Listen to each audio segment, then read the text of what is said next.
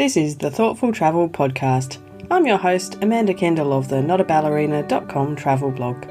Every episode I'll share travel tales from several fellow travel lovers, and together we hope to entertain and inspire you, remind you of some of your own great travel experiences, and encourage you to hit the road again soon.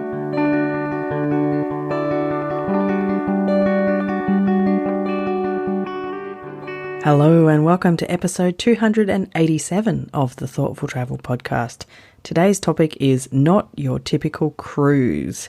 So if you are not a cruise lover, don't worry, don't switch off. I'm not either, so let's see what we can chat about together. Before I start, I'd like to pay my respects to the Whadjuk people of the Noongar Nation, where I am recording this podcast today. So, full disclosure, I have never been on a cruise. I have been on a cruise ship a couple of times for lunch. That's it. So actually this might mean I shouldn't even be talking about cruises because I don't have any personal experience to draw on. But I have kind of done enough reading and listening, I suppose, to think that cruising might not really be for me. At least not those typical large-scale cruise, the, multi-thousand passenger cruise ships.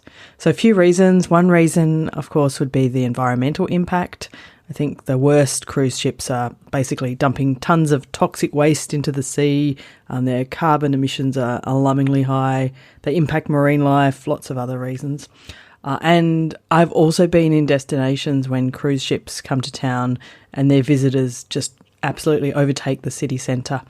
In fact, I remember a day in Dubrovnik in Croatia being completely spoilt like this by thousands of cruise passengers suddenly being in the city centre. And that was 20 years ago. I can only assume that these days it's worse. And statistics seem to suggest that those kind of visitors don't contribute much, if anything, sometimes to the local economy. So no huge benefit often.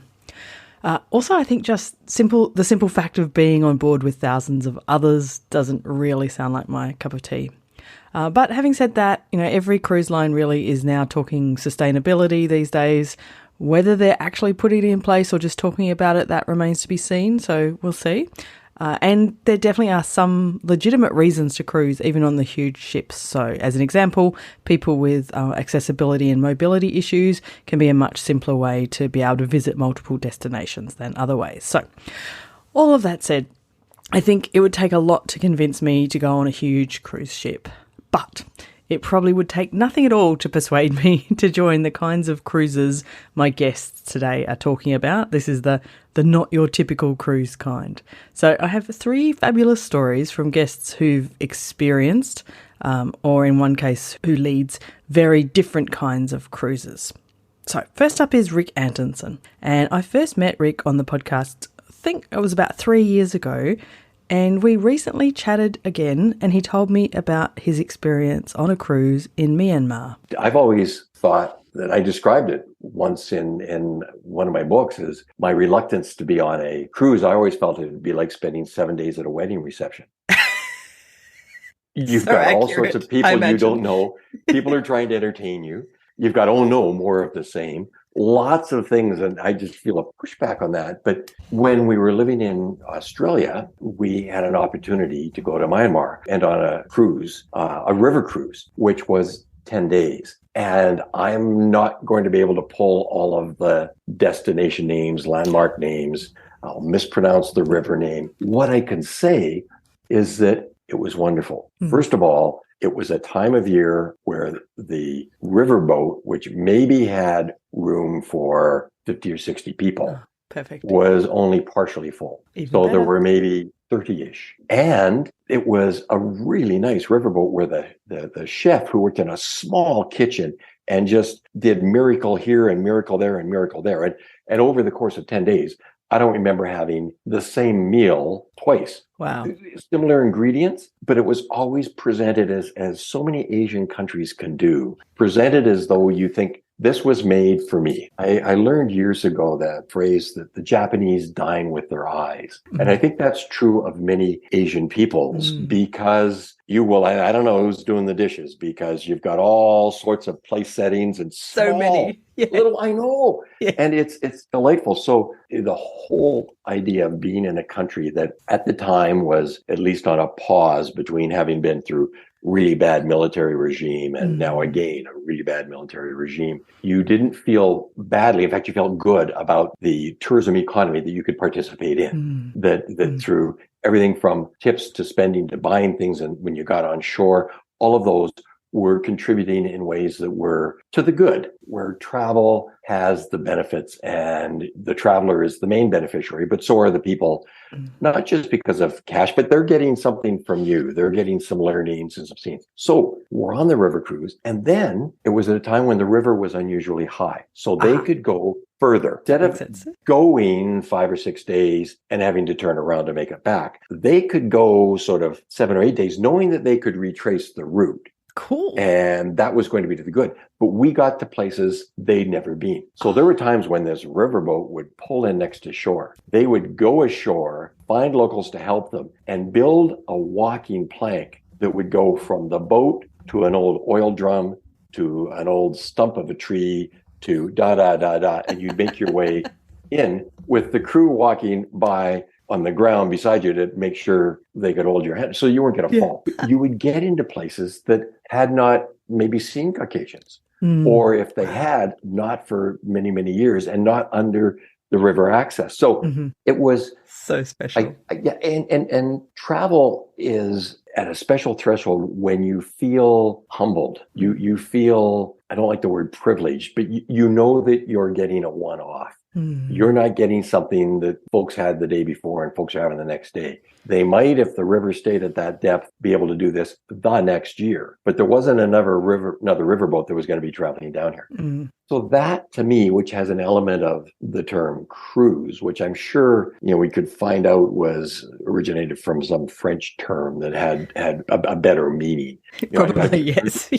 Yeah, I heard that the word train comes from a French word that is either to draw or to pull. That sort of makes sense. I don't know what cruise has an originating term, but I'd like to think that it has something about moving on water through unfamiliar territory. I'd like that. I'd like to. Let's imagine that. Let's just decide. Let's imagine that. Yeah, let's go with it. We're writers. We like words. Yeah, we can just tell people. Like so I would say that I had been harsh on judging cruise as a means of travel before because I felt a commonality amongst the masses that I found off-putting. What I would say now, and having once in Fiji been on a small ship with others, and it wasn't my boat, so I'm cruising, I found it really nice. What I liked about all of those was the unpredictability about where you were going to be and what would happen when you got on shore. And the people on the boat were uncertain about where they could get close enough to let you off. So you were a surprise visitor. You weren't planned. Nobody was set up to sell you stuff, but you could go around and negotiate with local currency because they don't want American dollars or Aussie currency or Canadian money. They would sell you stuff that they were making. They might be making it for their own use. So that to me just made me feel like I was a real traveler and not an imposter. Well, and I'll use a term that I think is maybe unfair to use, but let me say true traveler. And if I can hold for a moment on that terminology, I think a true traveler is delighted when they're blown off course. It's the unexpected. One of the reasons you need to be aware of where you're going and you need to have some things set in advance. But one of the reasons I don't prepare too much is that I think you lose the aha moments. If you know what's around the next bend, if you know what happens at 7:42 the next morning, if you know everything, it's great when they say, these sudden rains mean that dinner is going to be about an hour and 12 minutes late. Good. Right? Because it's unexpected. If you end up going somewhere and they say, we thought we'd be here tomorrow, but the winds took the sails, and I think that's neat. Yeah. And I don't think you miss anything. No, you gain, I think, usually. Yeah, absolutely. So, I'm with you. Yeah. You gain anytime you are somewhere you did not expect to be, and you've got the one qualifier of safety. Of course. Now, Rick, I have to report back that after our chat, I looked up the origins of the word cruise, and the internet suggests to me, I'm no master linguist, but they say probably from the Dutch, meaning to cross. So I guess originally cruising had that kind of adventurous spirit of crossing this enormous ocean, which sounds quite a long way from the kind of luxury 5,000 passenger cruise ship kind of thing these days. So, maybe it did have a good meaning. So anyway, as you can tell, Rick and I have a lot to agree on about the kinds of cruises we might like to be on, and his experience in Myanmar sounded fabulous. My next guest is Noah Barnes, who you will probably remember if you've been listening recently. He's been on a couple of recent episodes, and he is a captain of a windjammer sail ship in Maine. So, of course, Noah was the perfect person to discuss this with, and I asked him really about what makes his cruise not your typical cruise. I think the most important thing about it not being typical cruising is it is small and heartfelt. I don't know what other words to throw in there. I mean, you could use the word bespoke, but that has its own baggage attached to it. But it's a small group, and it's intimate, not in the uncomfortable, weird way, but there's a small team of people kneading bread and letting it rise and punching it down and letting it rise again and putting it in a loaf and letting it rise one more time and cutting it and doing an egg wash on it and baking it for you on a wood stove as one element of lunch that's going to be served on a 100-year-old schooner as it reaches across a bay with thousands of uninhabited islands. And I mean, in Penobscot Bay alone, there's 2,200 islands. It's just the middle part of the coast of Maine. It's this amazing archipelago where it feels like lake sailing, and you've got ocean breezes, and there's seals and porpoises and eagles and the occasional whale, and there's the bounty of the ocean. There's just lobstermen, little fishing villages, and little gallery towns, and there's not a box store within 100 miles. And you're in this place, and you're on a schooner that very much looks like it's a participant in the environment. You're not a building. You're not in a building that it would be the largest building within 500 miles. You're on a schooner which looks like an organic part of the scenery. And it's in fact, sailboats like this have been a part of the environment there for hundreds of years. Mm-hmm. And you're in this glacially formed, beautiful, sparkling archipelago. And you'll get there when you get there.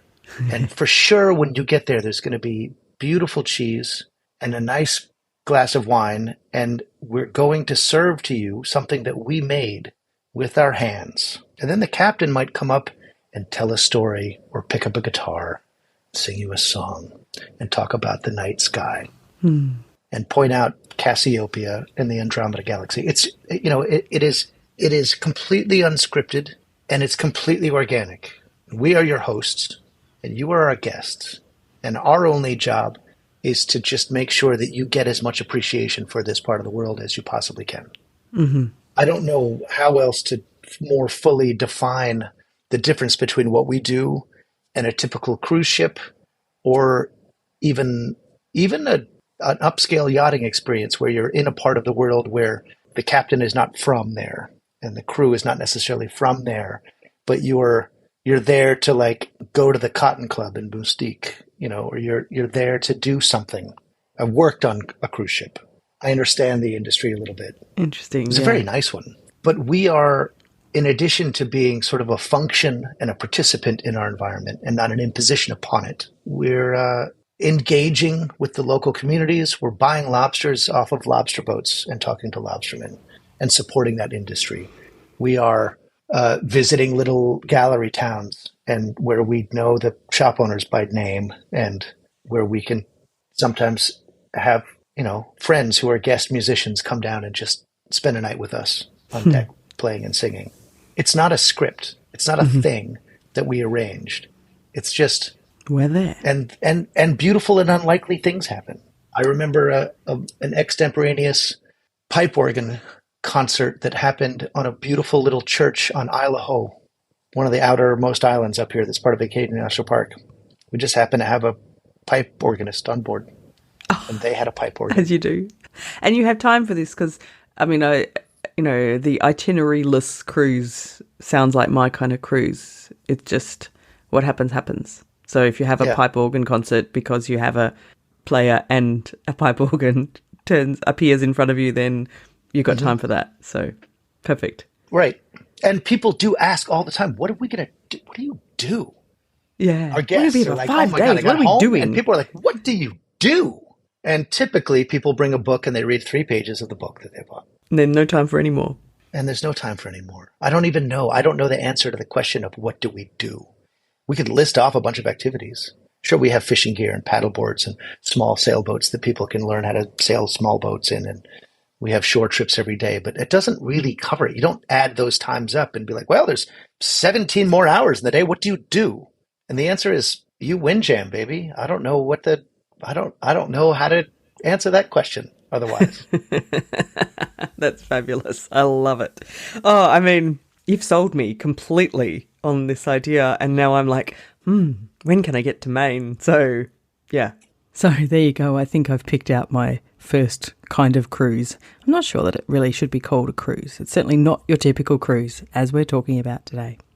Now, my final guest today is my travel writer friend, Justin Meneguzzi, who told me this story when I asked him about the travel story he finds himself telling over and over. So we actually hadn't planned to talk about cruising, but it's a great example of a not typical cruise, I think. It's an expedition cruise, and certainly expedition cruising does seem to have a lot more purpose to it than regular cruises, and this is a fabulous story. There's one that always comes to mind, and it always comes to mind because I actually have this story as a background on my phone, and it's been there for 2 years now, and I don't know if I'll ever get rid of it. Not even when I have kids, maybe it'll still stay there. I don't know. But it's the moment, it's the travel story, and at the moment it's kind of, I guess, shifted a lot of my career actually as well. So about 2 years ago, I was on assignment in Svalbard for a tour company. It was an Arctic trip on an expedition cruise ship that was circumnavigating the island of Svalbard, or the archipelago of Svalbard. And Svalbard sits within the Arctic Circle, and the main town of Svalbard is a place called Longyearbyen. So the whole place is the Norwegian, not property, but the territory. And it's the most northerly settlement that you can go to before the North Pole. Right.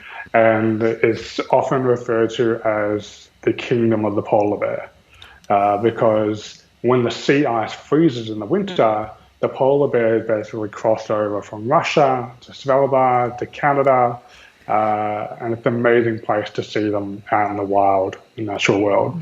And I didn't really know what the odds were of seeing them, because polar bears are in trouble because of shrinking sea ice. And also, you just don't ever, it's like the Northern Lights, you never hold, don't get your hopes up too high because you might not see them. You never know what wildlife we're going to do. So we're on this amazing ship traveling around, and we saw lots of incredible wildlife. I remember seeing, such an Australian about it. I saw a reindeer for the first time and I lost it. I was like, oh my God, look at the antlers. It's Christmas come to life. So very excitable about it. And the first couple of days we hadn't seen a polar bear, which is fine. It was a week-long trip. But we decided to go north, away from Svalbard, and out into the open ocean, where there were still large pancake-sized discs of sea ice floating around, where the captain thought that maybe we could see some. We were there in the summer, so we were there in June, and you got the midnight sun, so you don't really know when, what time of day is it. You go to bed and the sun's still up, and you wake up and nothing feels like it's changed. So it's quite discombobulating in that way.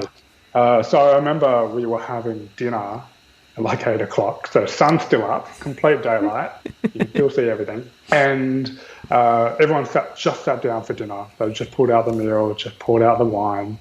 And the captain comes over the loudspeaker and he said, "We have a polar bear coming up to the ship right now." And I've never seen any, 300 people move so quickly. There's like this flurry of jackets coming off the back of their seats, and everyone's just running up onto the front of the boat, the ship, to spot this polar bear. And so I grabbed my camera, threw on my jacket, ran up, and I managed to get a spot right on the bow of the ship, looking down. And this polar bear was way off in the distance, like maybe like 1 or 2 kilometers. Oh, wow. And we were like, but even though it was just this small cream-coloured blip on like a blue horizon, we were just enthralled by it to see it there. And it didn't really care about us. It didn't know who we were. It doesn't have enough interaction with humans to be threatened by us. Right. Or also, it doesn't know that we've got 300 dimmers waiting below deck. Going cold. But it must have been able to smell something, because they got incredible senses of smell, and it was coming closer. And we were, all of us on the ship, just standing there, I think, for about 3 hours, waiting for the polar bear to get closer and closer and closer. And then at one point, it came right up to the bow of the ship, and it was straight underneath me. Oh. And I reckon we probably wouldn't have been any more than like 5-10 meters apart. Wow. And I was taking a photo down my camera, and he just looked straight up the barrel. And the moment our eyes connected down the lens, were just like chills. At the moment, I'll never forget, because they were just complete innocence. You know, like you think with polar bears that, you know, they're this fearsome apex predator, you know, dragging seals out of the water and being scary. You know, when you go on land, you need to have a rifle and a gun with you in case a polar bear turns up, because you don't know what they're going to do. And I just saw this completely innocent and curious animal looking back, maybe wondering about the dimmer below deck. And that was just, I got that moment. I captured that moment in a photo. And I think we so often hear about what's happening with the world and climate change, and, you know, we're losing a large number of sharks in our ocean, and we're overfishing, and we're burning the Amazon, and with all these horrible problems, but they're always somewhat removed, and you don't really think of them in the abstract. And when you see a polar bear, it just makes it feel completely more real. And when I hear that, you know, they could be extinct in the next 20 years, that's a very visceral reaction. And so I love that story because it inspired in me a drive to do more on wildlife conservation and storytelling in that space. It's not just a badass story. You tell people you want to be Arctic and show a polar bear, and they're like, "Oh, that's so like National Geographic or like ET." Exactly. So you get good bragging rights for it. But it was just a really simple story, I guess, but a really beautiful moment that stayed with me for a long time. Oh, it sounds like it. I had chills when you told that story. It's amazing. What happened at the end? Did he then the polar bear, wander off again, or? Yeah, so he circled around the boat, and it's funny because as he's moving down the boat, 300 people are all jockeying to follow him down the boat. I can just picture the boat tipping in the direction of where the polar bear is. And so everyone's moving, and it was actually a photography-themed expedition. So everyone's got these gigantic lenses. Yeah, right. And everyone's trying to move down the boat with it. And then it eventually just kind of walked off into the distance. But I got this incredible photo of, as it's walking off, of the polar bear, just a speck in the landscape with these black storm clouds blowing in. And it's just completely alone in this landscape. Oh, imagine. Yeah. Wow. It's funny. When the moment had passed and he was too far away for us to take photos of or properly appreciate, it's like everyone on board was like, it's like school children. They were showing each other their photos, and high-fiving each other, and just the mood was so electric. Wow. Because it's like probably 10:30 at night at that point. And you're all starving, probably. Exactly. No one's eating their dinners. But it was just so electric. And we were very lucky. We saw quite a few polar bears on that trip. Right. So it wasn't a took off. So that was really good. So we saw like a mother and her cubs at one point.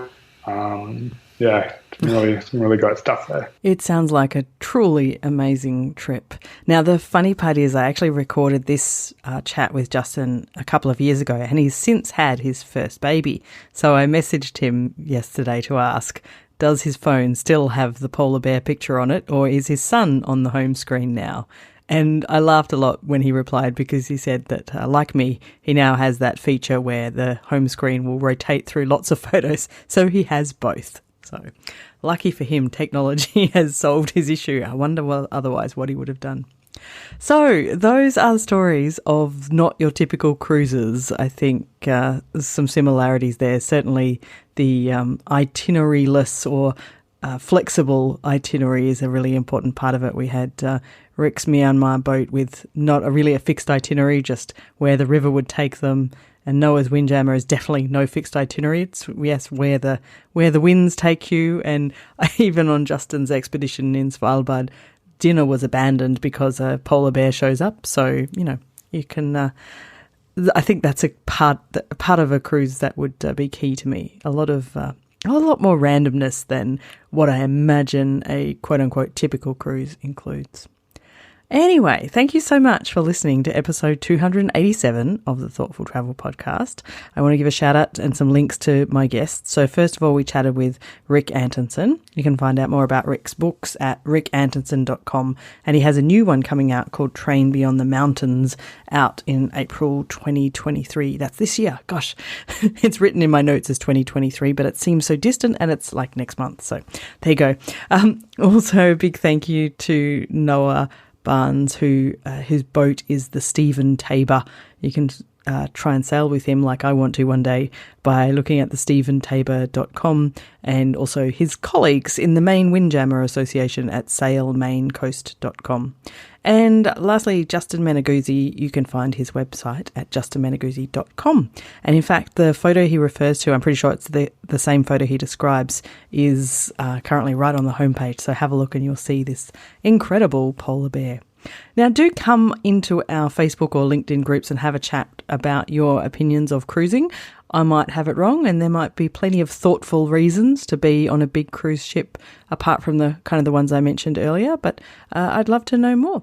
Or you might agree with me and say, no, don't do it, Amanda. Who knows? So have a search either in Facebook or LinkedIn for Thoughtful Travellers, and you'll find us there. And all of these links and more will be in the show notes. For this episode, the show notes will be at notaballerina.com/287. As always, thank you so much for listening. This has been another episode of the Thoughtful Travel Podcast. Show notes and other information are at notaballerina.com/podcast. Join me again soon for another chat about why we travel. Bye for now.